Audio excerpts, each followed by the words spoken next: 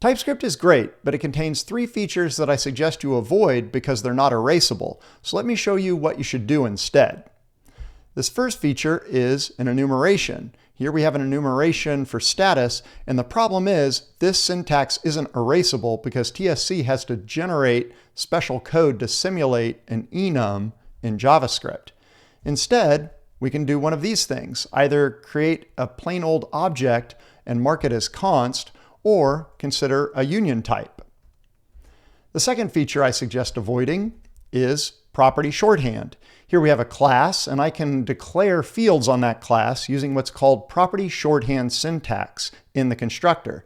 The problem is this is not erasable because TSC has to generate the long form.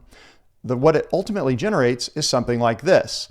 So what I suggest doing is just implement the long form yourself. Again, now if you do this, your syntax is erasable.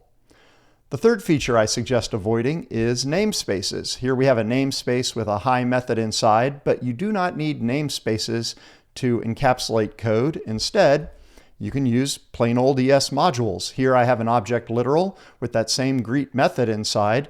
I can just export what I want to make public from my ES module. Now, I want to show why it's important to avoid these features. The reason is these features are not erasable syntax. If I come over here and turn on this new feature called erasableSyntaxOnly, what you will notice is I turned it on for this folder and all these file names turn red because this syntax is not erasable. The reason erasable syntax is useful is tools like Node, like Bun, are able to just remove any syntax that's erasable.